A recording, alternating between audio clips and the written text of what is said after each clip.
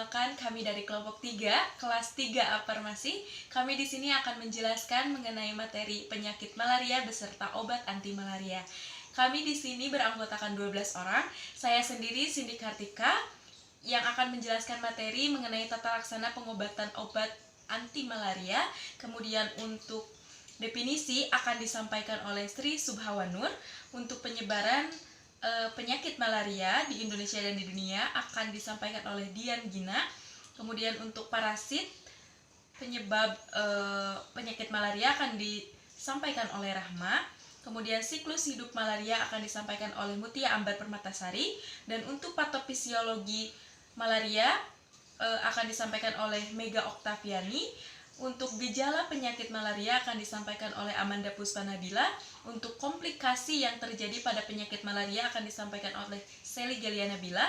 Kemudian untuk diagnosis dalam penata laksanaan penyakit malaria akan disampaikan oleh Widya Marwatu Saada. Kemudian untuk pencegahan malaria akan disampaikan oleh Arianti. Kemudian ada definisi anti malaria dan penggolongan obat anti malaria akan disampaikan oleh Nisa Nursapaah dan Mila Adriani. Dan untuk tata laksana pengobatan anti malaria itu akan saya sampaikan sendiri sebagai Sinkatika di sini. Dan untuk informasi terkait obat anti malaria akan disampaikan oleh Maram Nur Aini, Pikri dan Risnawa Puji Astuti. Nah, untuk materi yang pertama akan disampaikan oleh Saudara Sri.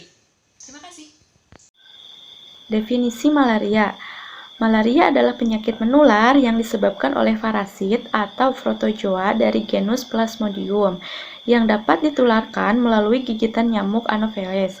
Penyakit ini merupakan salah satu penyakit infeksi yang tersebar di seluruh dunia. Penduduk yang berisiko terkena malaria berjumlah sekitar 2,3 miliar atau 41% dari jumlah penduduk dunia. Setiap tahun sekitar 300-500 juta penduduk dunia menderita penyakit ini dan mengakibatkan 1,5-2,7 juta kematian, terutama di negara-negara benua Afrika. Di Indonesia, jumlah penderita malaria cenderung menurun dari tahun ke tahun. Namun, beberapa provinsi di Indonesia masih banyak yang menderita malaria, terutama di wilayah timur Indonesia, yaitu Papua dan Papua Barat. Sementara itu, Provinsi DKI Jakarta dan Bali sudah termasuk ke dalam kategori provinsi bebas malaria. Walaupun mudah menular melalui gigitan nyamuk, malaria bisa sembuh secara total, bisa ditangani dengan tepat. Namun, jika tidak ditangani, penyakit ini bisa berakibat fatal dari menyebabkan anemia berat, gagal ginjal, hingga kematian. Di sini saya akan menjelaskan tentang penyebaran dari malaria. Penyakit malaria tersebut ditularkan melalui gigitan nyamuk yang di dalam nyamuk tersebut mengandung parasit. Tidak banyak penyebaran dari penyakit ini, di antaranya terdapat di beberapa wilayah yaitu Papua, Irian Jaya, Maluku, dan Maluku Utara, serta Nusa Tenggara Timur. Manusia dapat terkena malaria setelah manusia tersebut tergigit nyamuk dan di dalam nyamuk tersebut ada parasit. Gigitan nyamuk tersebut menyebabkan parasit masuknya ke dalam tubuh manusia sehingga parasit akan menetap di organ hati dan siap menyerang sel darah merah yang terdapat di manusia tersebut. Plasma dari parasit malaria tersebut bernama Plasmodium, atau jenis dari Plasmodium tersebut ada bermacam-macam, diantaranya ada Plasmodium falciparum, Plasmodium vivax, Plasmodium opale, Plasmodium knowlensis, serta Plasmodium malariae. Tugas dari Plasmodium tersebut berbeda dan akan berpengaruh terhadap gejala dan pengobatan dari malaria tersebut. Dampak dari penyebaran si malaria tersebut hampir 2,3 miliar atau 41% penduduk seluruh dunia yang terkena dari penyakit ini. Apa penyebab malaria? Ternyata malaria ini merupakan penyakit menular yang disebabkan oleh parasit. Nah, manusia dapat terkena malaria dari gigitan nyamuk yang di dalamnya terdapat parasit malaria. Gigitan nyamuk tersebut akan menyebabkan parasit malaria masuk ke dalam tubuh manusia. Nah, parasit malaria ini akan menetap di organ hati sebelum menyerang ke sel darah merah. Parasit ini disebut dengan plasmodium. Baik, saya Muti Ambar akan melanjutkan presentasi dan menjelaskan tentang siklus hidup malaria. Nah, siklus hidup parasit Plasmodium ini terjadi di dua tempat, yaitu pada tubuh manusia dan juga pada nyamuk Anopheles betina. Untuk yang pertama yaitu siklus hidup Plasmodium di dalam tubuh manusia atau disebut juga dengan siklus aseksual.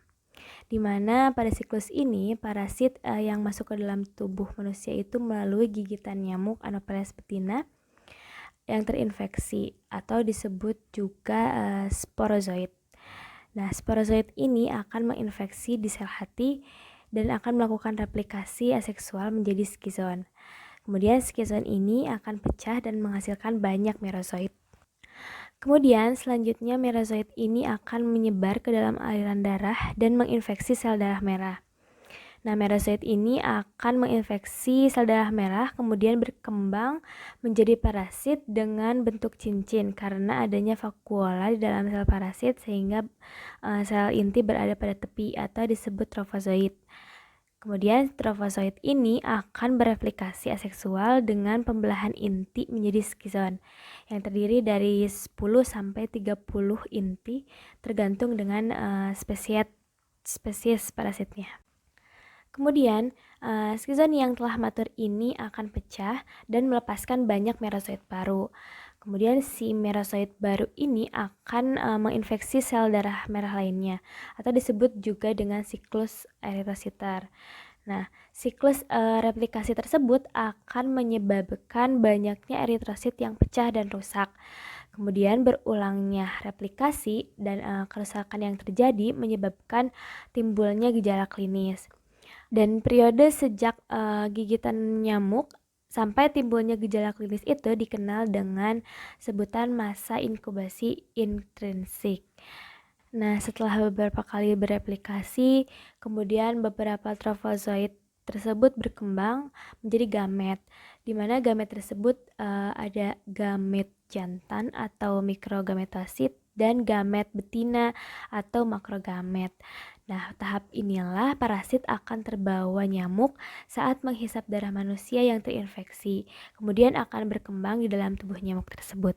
Tahap selanjutnya atau siklus yang kedua yaitu siklus hidup plasmodium di dalam tubuh nyamuk atau juga disebut dengan pembiakan seksual atau sporogoni, di mana mikrogamet dan makrogamet tadi yang terhisap dari darah manusia yang terinfeksi akan terjadi perkawinan silang antara mikrogamet dan makrogamet menghasilkan zigot. Nah, zigot inilah yang akan berkembang dan memanjang menjadi ookinet, di mana ookinet ini akan menembus dinding lambung yang selanjutnya menjadi ookista. Kemudian, ookista yang telah matur akan pecah dan menghasilkan ribuan sporozoid baru, di mana sporozoid baru ini akan menyebar ke seluruh tubuh nyamuk termasuk ke kelenjar ludah. Nah, proses perkembangan dari zigot sampai sporozoid ini membutuhkan waktu 12 sampai 14 hari, di mana disebut juga dengan masa inkubasi ekstrinsik. Selanjutnya yaitu patogenesis malaria, di mana patogenesis malaria ini akibat adanya interaksi antara parasit, inang, dan lingkungan. Patogenesis ini lebih ditekankan pada terjadinya peningkatan permeabilitas pembuluh darah daripada koagulasi intravaskuler. Oleh karena sigogoni menyebabkan kerusakan eritrosit, maka akan terjadi anemia. Beratnya anemia tidak sebanding dengan parasemia yang menunjukkan adanya kelainan eritrosit selain yang mengandung parasit. Hal ini diduga karena adanya toksin malaria yang menyebabkan gangguan fungsi eritrosit dan sebagian eritrosit pecah melalui limpa sehingga parasit keluar. Pada malaria berat, mekanisme patogenesisnya berkaitan dengan invasi merozoid ke dalam eritrosit sehingga menyebabkan eritrosit yang mengandung parasit mengalami perubahan struktur dan biomolekular sel. Untuk mempertahankan kehidupan parasit, perubahan tersebut meliputi mekanisme diantaranya transport member sel, sitoadherensi, sekwenstrasi, dan resleting. Gejala malaria timbul setidaknya 10-15 hari setelah digigit nyamuk. Munculnya gejala melalui 3 tahap selama 6-12 jam, yaitu menggigil, demam, sakit kepala, lalu mengeluarkan banyak keringat dan lemas sebelum suhu tubuh kembali normal. Tahapan gejala malaria dapat timbul mengikuti siklus tertentu, yaitu 3 hari sekali atau 4 hari sekali. Gejala demam tergantung pada jenis malarianya. Sifat demam akut yang didahului oleh stadium dingin diikuti demam tinggi, kemudian berkeringat banyak. Gejala klasik ini biasanya ditemukan pada penderita non-imun. Selain gejala klasik di atas, dapat ditemukan gejala lain seperti nyeri kepala, mual, muntah, diare, pegal-pegal, dan nyeri otot. Gejala tersebut biasanya terdapat pada orang-orang yang tinggal di daerah endemis. Iya, jadi yang selanjutnya itu ada komplikasi daripada penyakit malaria itu sendiri. Nah, biasanya komplikasi ini itu terjadi kepada pasien-pasien yang memang sudah mengalami malaria yang berat atau malaria fatal. Yang pertama itu ada demam. Nah, terjadinya demam itu dikarenakan adanya ruptur atau kerusakan daripada eritrosit di tubuh kita.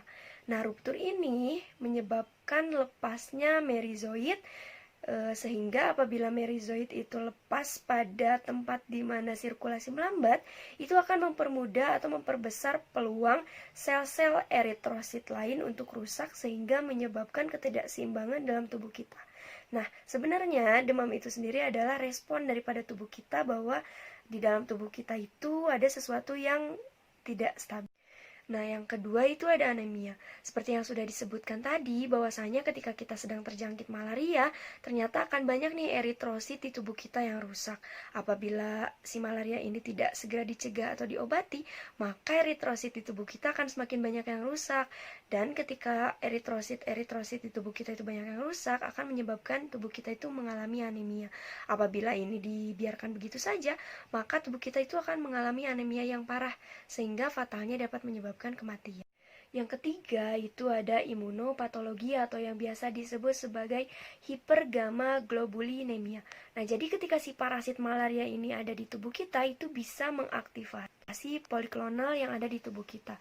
Ketika si poliklonal ini teraktivasi, itu dapat meningkatkan rasio serum, khususnya itu dari serum gamma globulin, sehingga tubuh kita itu akan mengalami imunopatologi.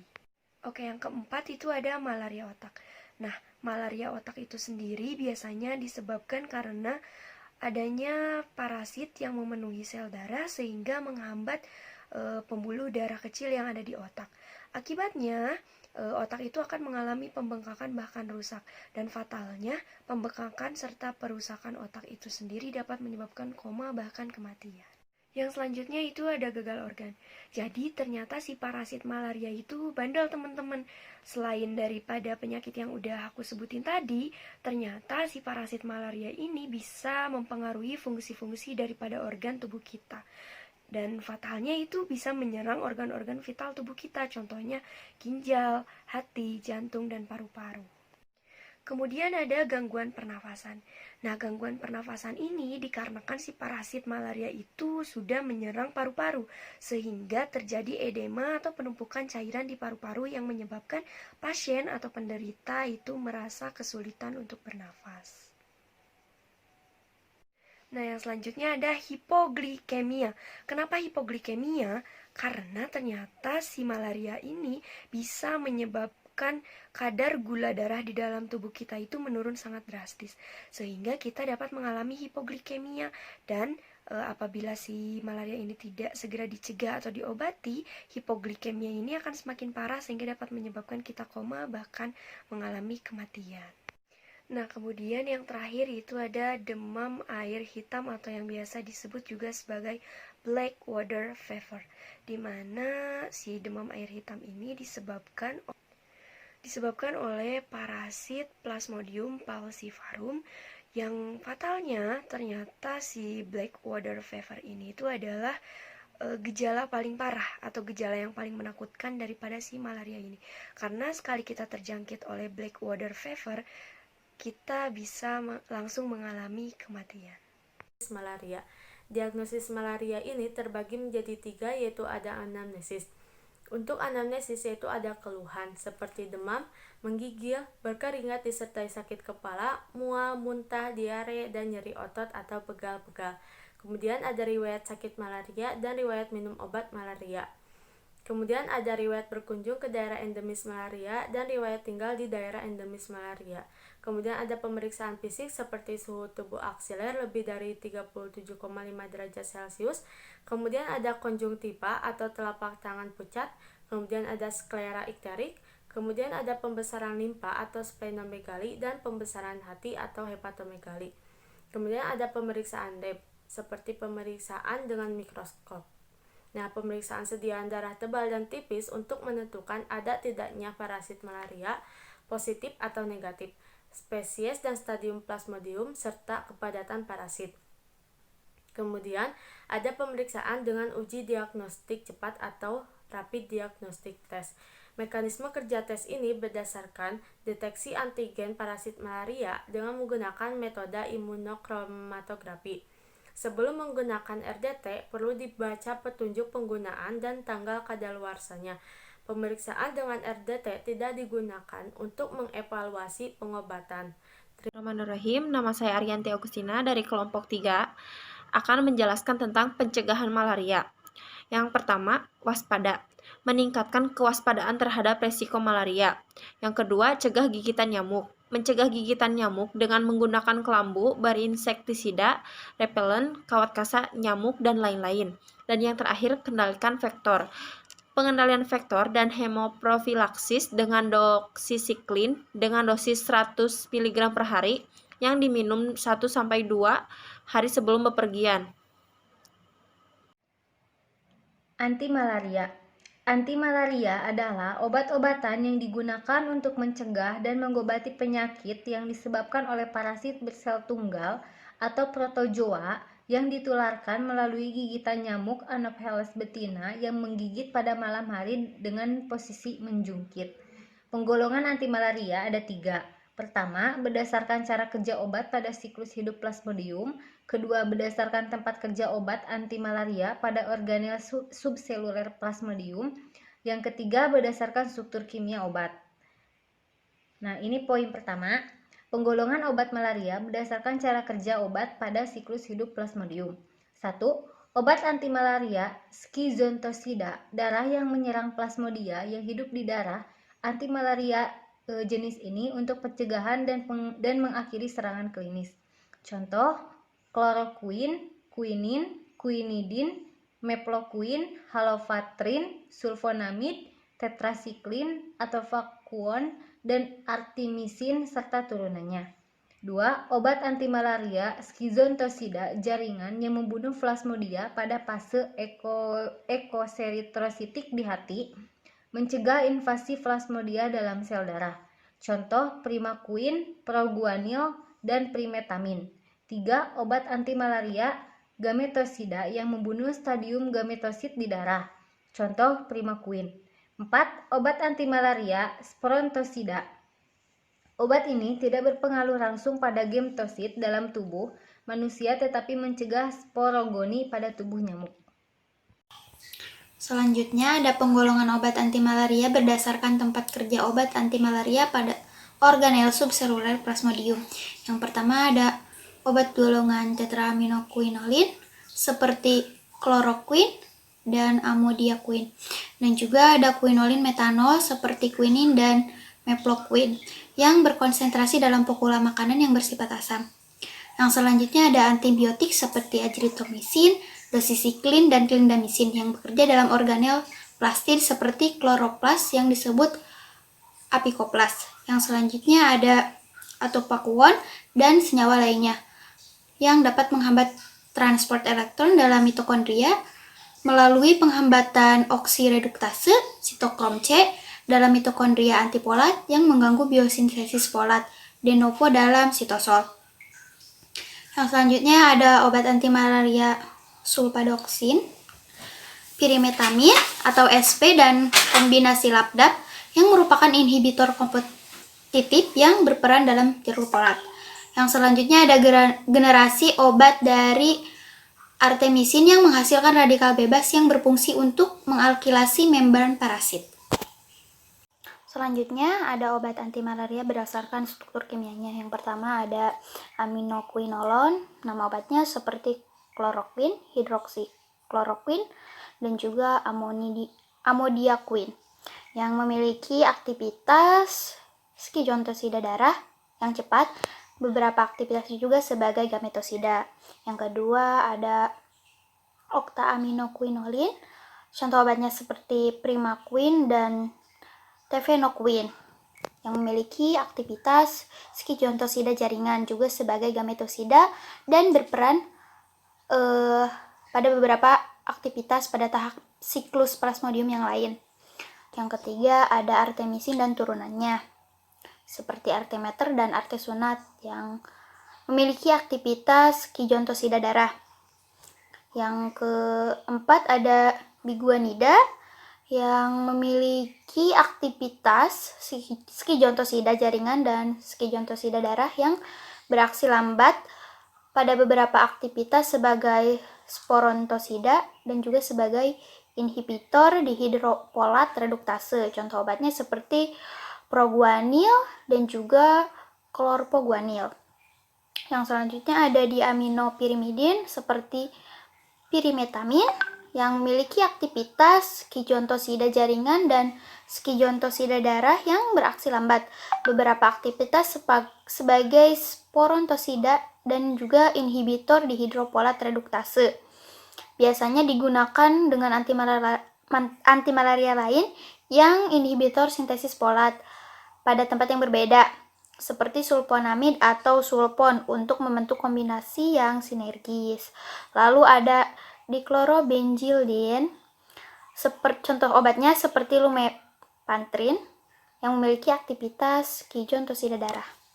Lalu ada hidroksinaptoquinone, contoh obatnya seperti atopaquone yang memiliki aktivitas skizontosida darah, biasanya dikombinasikan dengan proguanil. Lalu ada linkosamida seperti clindamycin yang memiliki aktivitas skizontosida darah. Beberapa aktivitas sebagai skizontosida jaringan.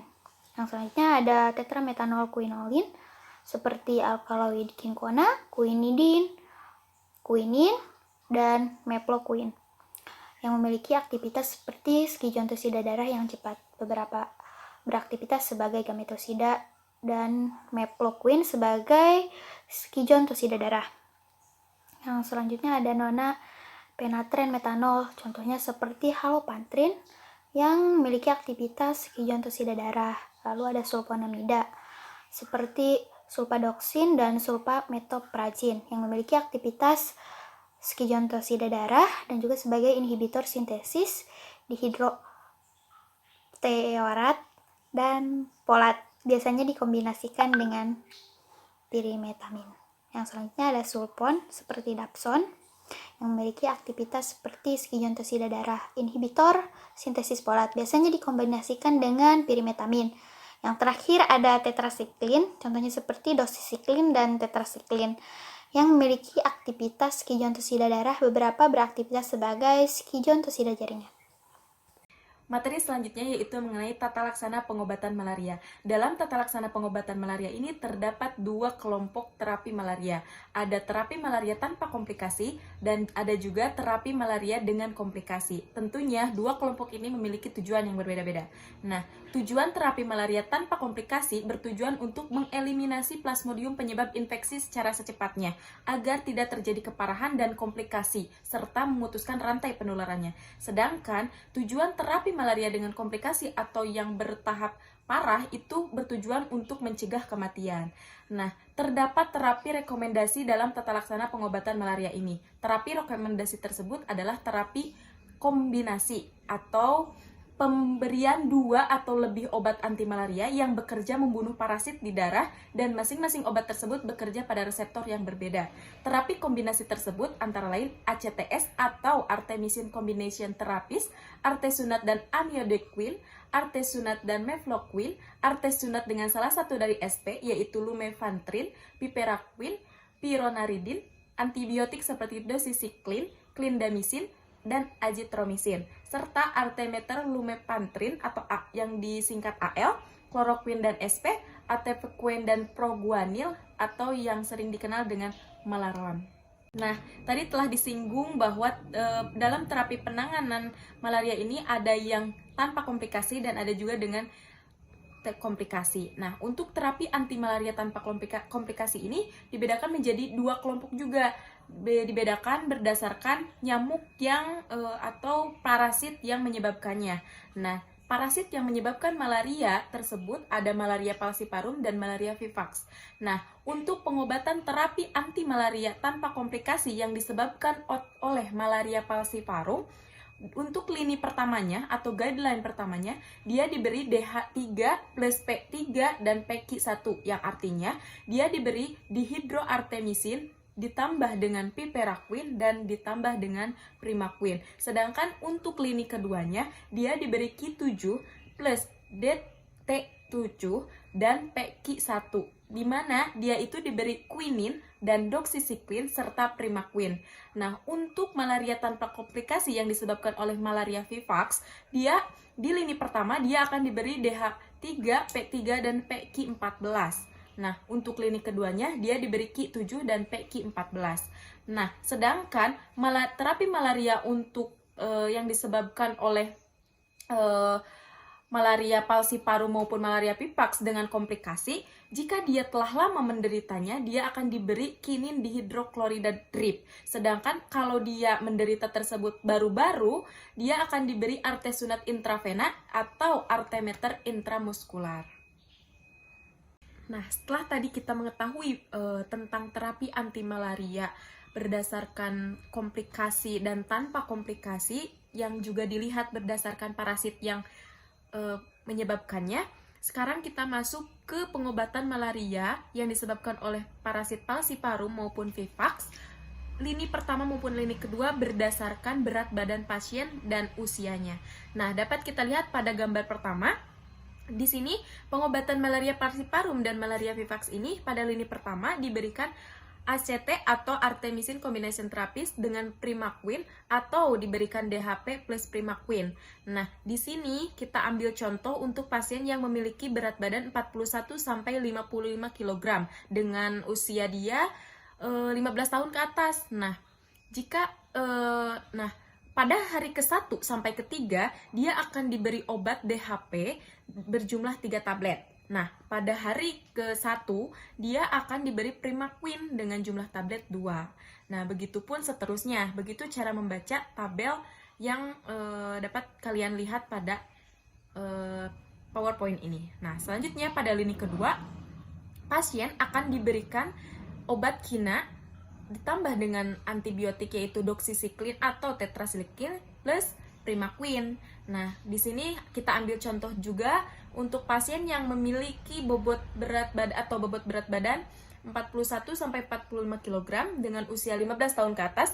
Pada hari ke-1 sampai ke-7 dia akan diberi obat kina 3 kali 2,5 tablet. Jadi 2,5 tablet dia minum 3 kali sehari.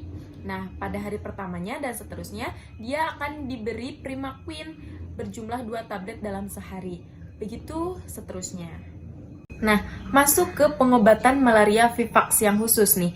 Di lini kedua dia akan diberi kina dan primaquine. Nah, kita ambil contoh kembali untuk pasien yang memiliki berat badan 41 sampai 45 kg dengan usia 15 tahun ke atas. Nah, pada hari 1 sampai ke-7, kina sebagai obat yang diberikan akan diminum oleh pasien tersebut 3 kali sehari dengan jumlah tablet 2,5 kali tablet. Nah, untuk hari ke-1 sampai ke-14-nya, primaquine harus diminum 1 kali 1 tablet dalam sehari. Nah, masuk ke pengobatan malaria falciparum berat atau dengan komplikasi. Tadi telah disinggung bahwa jika dia telah menderita lama, dia akan diberi kinin dihidroklorida drip, dan kalau dia baru, dia akan diberi artesunate intravena atau artemeter intramuskular. Nah, karena malaria ini pengobatan ini khusus untuk komplikasi, maka kebanyakan yang menderita itu adalah ibu hamil. Nah, bagaimana pengobatannya? Pengobatan malaria pada ibu hamil itu dilihat dari umur kehamilan serta dari parasit yang menyebabkan malaria tersebut pada ibu hamil tersebut. Nah, sehingga dalam tata laksana pengobatan malaria untuk ibu hamil itu dibagi jadi 2 kelompok. Ada pengobatan malaria falciparum pada ibu hamil dan ada pengobatan malaria vivax pada ibu hamil. Nah, untuk pengobatan malaria falciparum pada ibu hamil, jika umur kehamilannya itu di trimester pertama, si ibu hamil tersebut akan diberi tablet kina, clindamycin selama 7 hari.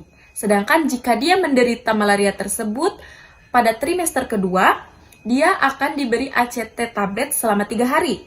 Dan begitupun pada trimester 3, dia juga akan diberi ACT tablet selama 3 hari. Berbeda ketika ibu hamil tersebut menderita malaria akibat parasit vivax. Di trimester ke-1, dia akan diberi kina tablet selama 7 hari tanpa clindamycin. Kalau tadi di malaria falciparum, di trimester pertama dia akan diberi clindamycin dan kina. Tapi pada malaria vivax ini, yang disebabkan oleh malaria vivax ini, si ibu hamil tidak diberi clindamycin. Dia cukup diberi tablet kina selama 7 hari. Lalu pada trimester kedua, si ibu akan diberi ACT tablet selama 3 hari. Begitupun pada trimester ketiga, dia pun akan diberi ACT tablet selama 3 hari. Jadi, untuk trimester 2 dan 3 pada pengobatan malaria falciparum maupun pada pengobatan malaria vivax, si ibu hamil sama diberikan ACT tablet selama 3 hari. Lalu bagaimana pengobatan malaria berat pada ibu hamil? Nah, resiko hipoglikemia lebih besar.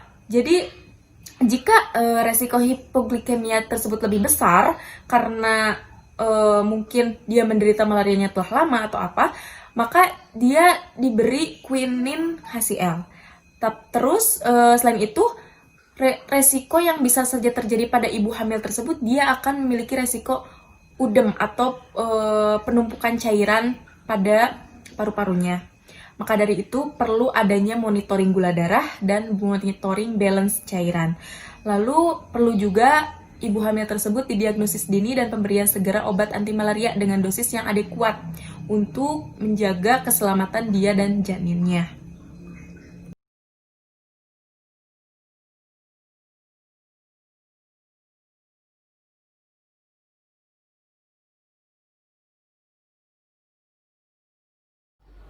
Informasi terkait obat anti malaria.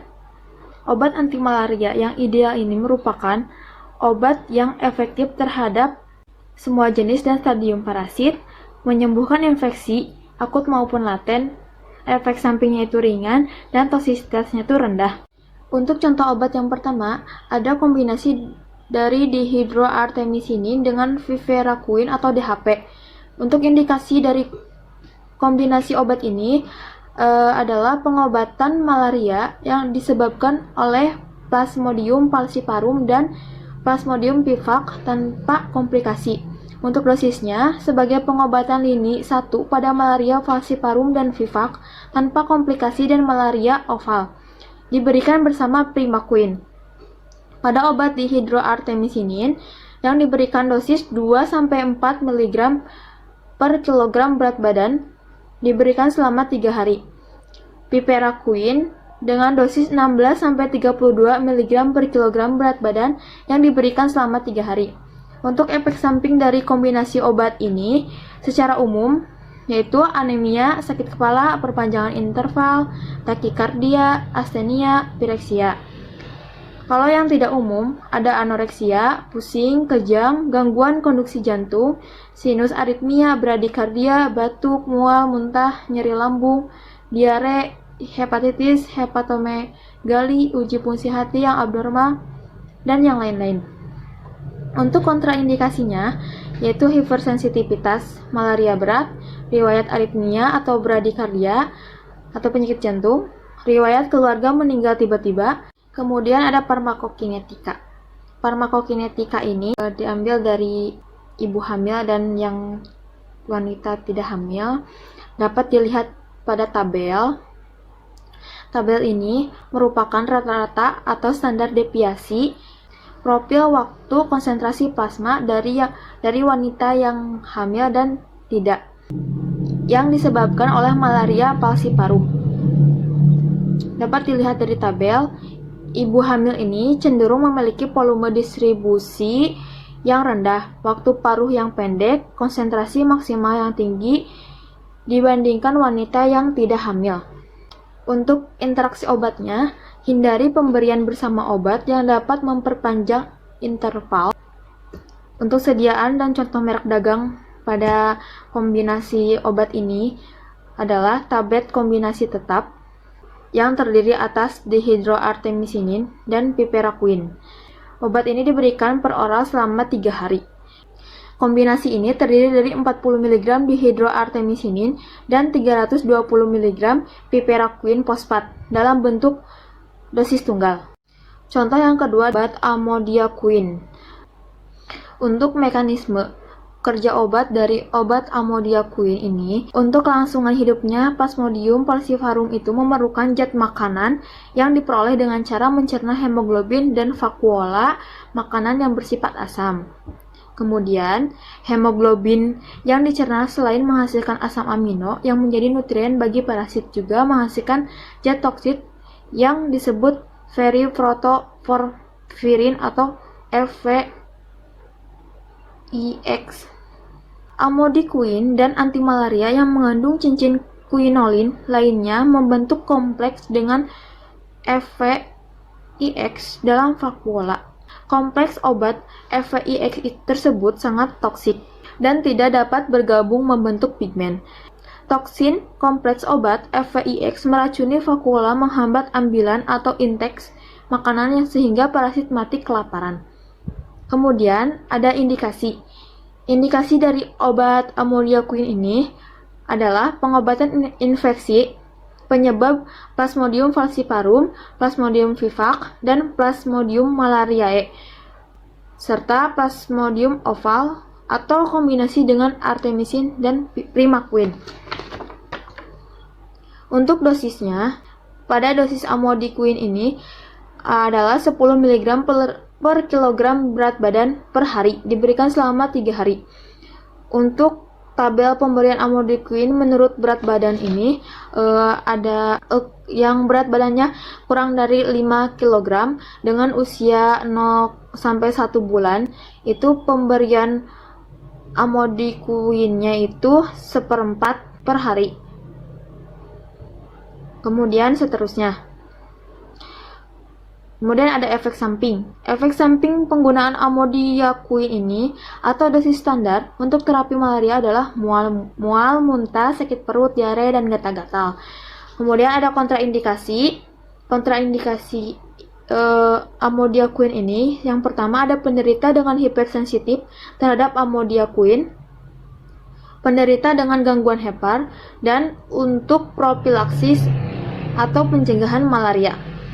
Untuk farmakokinetikanya, penyerapan melalui usus cepat dan sempurna, dan segera diubah dalam hati menjadi metabolit aktif desetylamodiaquine.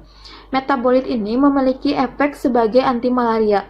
Data kurang lengkap tentang eliminasi waktu paruh dalam plasma dari desetylamodiaquine.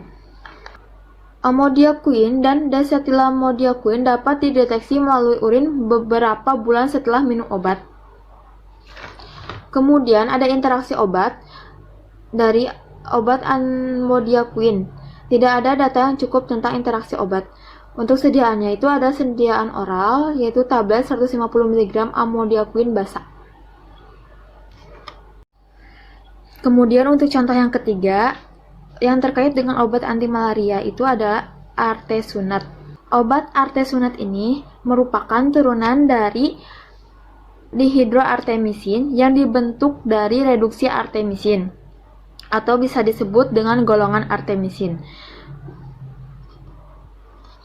Untuk mekanisme dari kerja obat artesunat ini adalah melalui pemecahan endoperoksidase internal akibat reaksi dengan heme pada eritrosit yang terinfeksi. Untuk indikasinya, pengobatan infeksi ini disebabkan oleh Plasmodium falciparum, Plasmodium pipak, dan Plasmodium malariae serta Plasmodium oval, atau kombinasi dengan amodiaquin dan primaquin.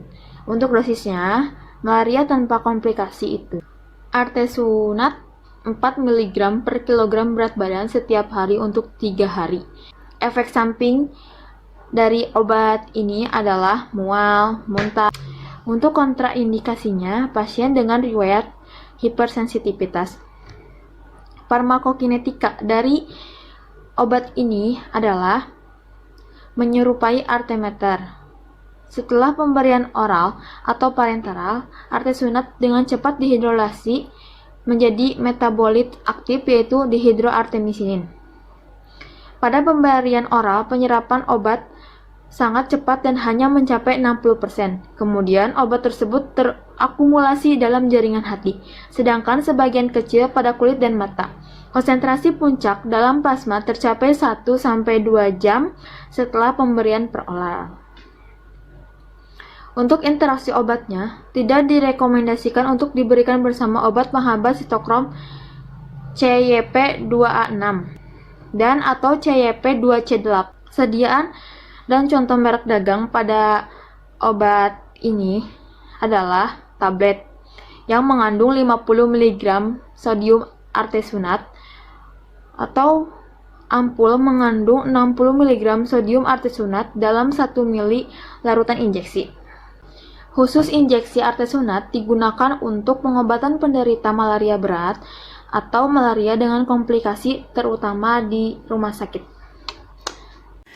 Untuk obat anti malaria yang keempat adalah kloroquine. Nah, untuk mekanisme aksi kerjanya yaitu dengan cara mengganggu proses pencernaan hemoglobin oleh parasit dengan jalan mengadakan interaksi dengan beta hematiniat atau menghambat pembentukan hemozoin. Target baru obat golongan ini adalah menghambat enzim plasmepsin dan enzim falcipain yang berperan dalam pemecahan globin menjadi asam amino. Hemozoin dan asam amino diperlukan untuk pertumbuhan parasit, sehingga jika pembentukannya itu dihambat, maka parasit akan mati.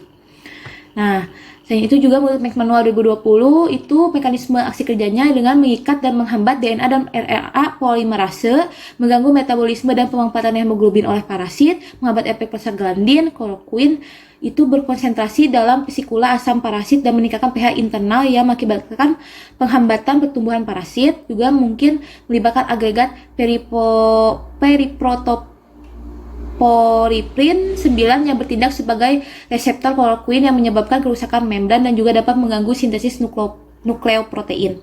Untuk indikasi yaitu digunakan untuk pengobatan terhadap P. vivax, P. ovale, dan P. malariae. Nah, untuk dosis itu bisa dilihat pada slide. Ini menurut BPOM RI tahun 2017 atau menurut IONI. Ini sedangkan ini dosis menurut Max Manual tahun 2020. Nah, untuk kontraindikasi hipersensitif terhadap kloroquine. Nah, senyawa 4-aminoquinolen ini itu komponen formulasi lainnya adanya perubahan bidang retinal atau visual dari setiap etiologi bila digunakan untuk indikasi selain malaria akut. Nah, selain itu juga dikontraindikasikan pada pasien dengan psoriasis atau porfiria. Nah, dan kontraindikasi lainnya yaitu juga harus digunakan hati-hati pada pasien dengan hati neurologis atau gangguan hematologis. Kemudian efek samping itu gangguan saluran cerna, sakit kepala, kejang, gangguan penglihatan, dipigmentasi atau rambut rontok, reaksi kulit atau ruam, pruritus jarang terjadi, depresi tulang, reaksi hipersensitivitas seperti urtikaria dan angiodema. Efek samping lain itu biasanya tidak berhubungan dengan terapi atau propilaksis malaria.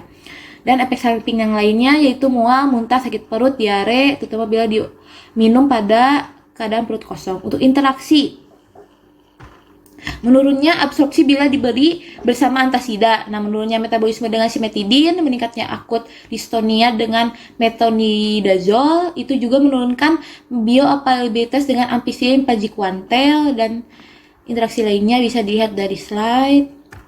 Ini juga ada menurut Max Manual tahun 2020, interaksi dengan obat lainnya. Untuk farmakokinetika yaitu penyerapan atau absorpsi melalui usus cepat dan sempurna, tertimbun dalam jaringan hati, dan sebagian kecil pada organ yang mengandung melanin seperti kulit dan mata, dan juga dalam eritrosit yang mengandung parasit. Nah, untuk kloroquine ini dimetabolisme lambat oleh deethylation menjadi monodesetil dan bisdesetil kloroquine, diikuti oleh dealkylation. Untuk eliminasinya itu lambat, senyawa utama dan metabolitnya itu dapat terdeteksi dalam darah pada 56 hari dengan eliminasi waktu paruh sekitar 10 hari. Dan dikeluarkan melalui urin tanpa mengalami perubahan. Ini menurut Max Manual 2020, juga farmakokinetiknya bisa dilihat dari slide. Nah, untuk obat anti malaria yang kelima adalah pirimetamin. Nah, mekanisme aksi kerjanya yaitu dengan bekerja menghambat enzim DHFR sehingga parasit tidak mampu membentuk asam tetahidrofolat. Nah, selain itu juga pirimetamin ini menghambat enzim dihidrofolat reduktase plasmodia pada kadar yang jauh lebih rendah pada manusia. Enzim ini bekerja dalam rangkaian reaksi setispirin sehingga penghambatannya menyebabkan gagalnya pembelahan inti pada pertumbuhan skijon dalam hati. Untuk indikasi itu merupakan kombinasi fix dengan sulfadoksin atau golongan sulfonamid untuk pengobatan malaria falciparum. Untuk dosisnya itu untuk malaria tidak disebutkan karena tidak direkomendasikan untuk diberikan tunggal.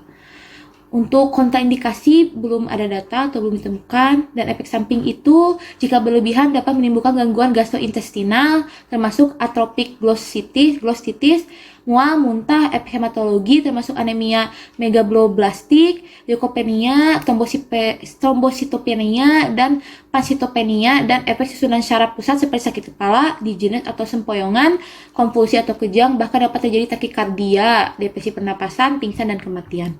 Untuk interaksi itu, penggunaan pirimetamin dengan antagonis folat lainnya seperti cotrimoxazole, trimetoprim, metotrexat, atau phenytoin dapat menimbulkan depresi sum tulang. Untuk farmakokinetik itu absorpsi oleh usus berlangsung lambat tetapi lengkap. Konsentrasi puncak itu dicapai dalam 2-6 jam setelah minum obat. Nah, untuk obatnya itu dimetabolisme dalam hati dan diekskresi lambat melalui ginjal sehingga efeknya lama. Untuk waktu paruh dan plasma selama 4 hari. Nah, dan obat ini melewati blood-brain barrier dan plasenta sehingga dapat dideteksi dalam ASI. Untuk obat anti malaria yang keenam adalah primaquine. Mekanisme aksi kerjanya yaitu dengan merusak fungsi mitokondria gametosit. Tidak seperti obat anti malaria yang lain, itu dapat membunuh gametosit muda. Primaquine merupakan satu-satunya obat anti malaria yang efektif membunuh gametosit dewasa, sehingga obat tersebut wajib diberikan untuk setiap pasien malaria. Nah, kemudian indikasinya itu tambah untuk terapi Plasmodium vivax dan Peopal dan gametosida pada malaria falciparum eradikasi stadium hepar menurut BPOM RI tahun 2017. Untuk dosis pencegahan kambuh dan menurunnya malaria vivax dan opale itu 0,25 mg per kilogram berat badan untuk 14 hari. Sebagai efek gametosida pada malaria falciparum itu dosis tunggalnya itu 0,75 mg per kilogram berat badan dewasa itu 45 mg dan dosis yang sama diulang 1 minggu terakhir.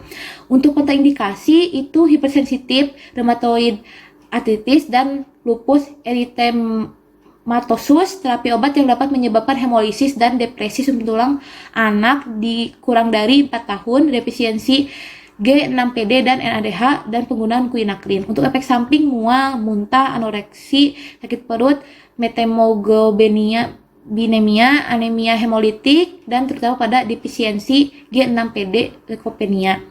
Untuk interaksi untuk anti malaria itu hindari pemakaian bersamaan anti malaria artemether, lumefantrin dengan primaquine. Nah, untuk mepakrin itu meningkatkan konsentrasi primaquine dalam plasma. Untuk farmakokinetika itu mudah diabsorpsi pada pengguna peroral. Puncak konsentrasi plasmanya itu terjadi dalam 1-2 jam dengan waktu paruh kira-kira 5 jam. Primaquine cepat dimetabolisme dalam hati atau liver dan hanya sejumlah kecil diekskresikan dalam urin. Ada 2 metabolit utama yaitu 5-hidroksiprimaquine dan 5-hidroksidemetilprimaquine. Keduanya mempunyai aktivitas anti malaria dan menyebabkan pembentukan methemoglobin. Selanjutnya ada contoh obat mefloquine. Indikasi dari mefloquine sebagai pengobatan malaria ringan, sedang hingga akut yang disebabkan oleh falciparum, baik yang resisten atau tidak terhadap kloroquine atau disebabkan oleh Pepipex. Mekanisme kerja mefloquine bertindak sebagai agen anti malaria dan skizontosida darah yang dapat mengganggu metabolisme parasit serta kemampuan memanfaatkan sel darah merah sebagai inangnya. Dosis mefloquine ada profilaksis malaria. Dosis dewasa 250 mg per minggu dikonsumsi 1-3 minggu sebelum mengunjungi daerah endemik malaria, kemudian melanjutkan penggunaan obat ini hingga 4 minggu setelah meninggalkan daerah tersebut. Dosis pada anak-anak 5-10 kilo yaitu 31,25 mg, 11 kilo sampai 20 kilo 62,5 mg, 21 sampai 30 kg 125 mg, 31 sampai 45 18,5 mg, lebih dari 45 kilo seluruh dosis digunakan sekali seminggu dimulai dari 1-3 minggu sebelum masuk ke area endemik malaria dan lanjutkan hingga 4 minggu setelah meningkatkan area tersebut. Dosis biasa orang dewasa untuk pengobatan malaria dosis awal yaitu 15 mg per kilo, kemudian diikuti 10 mg per kilo setelah 6-24 jam. Dosis 6-24 jam. Dosis anak-anak lebih dari 15 kilo atau di atas 2 tahun 20-25 mg per kilo dalam dosis tunggal atau 2 dosis dibagi 6-8 jam terpisah. Kontraindikasi gangguan psikiatris seperti depresi atau kejang-kejang alergi terhadap golongan kimia. Efek samping dari mefloquine adalah diare, gelisah, kejang, pusing, dan sakit kepala parah, detak jantung cepat, depresi mental, mual dan muntah, gangguan pendengaran, kehilangan keseimbangan. Interaksi obat mefloquine dengan dexamethasone sebagai moderat. Pemberian bersama dengan penginduksi kuat CYP 450-3A4 dapat secara signifikan menurunkan konsentrasi plasma mefloquine yang terutama di metabolisme oleh isoenzim plaquenil sebagai mayor menyebabkan perpanjangan interval QT terkait dosis sampai menimbulkan efek adaptif, peningkatan aritmia ventrikel serta mencapai kematian.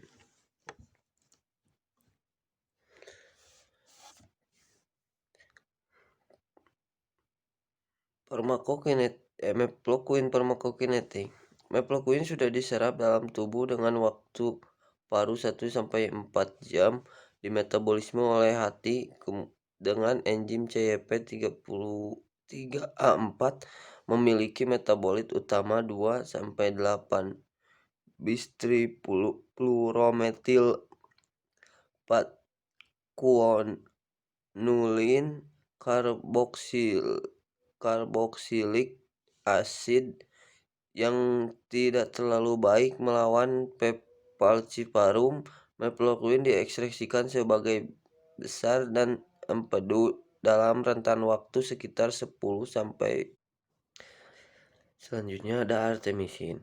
Indikasi dari artemisin digunakan untuk pengobatan malaria sangat poten dan bekerja cepat pada skinjontozid darah atau fase perkembangan plasmodium dalam darah, melawan PPPX dan yang sensitif terhadap klorokuin dan resistensi klorokuin terhadap golongan falciparum. Mekanisme kerja artemisin. Komponen artemisin diaktifasi oleh Heme atau molekul Fe untuk memproduksi radikal bebas dan elektrofilik atau alkilasi intermediate.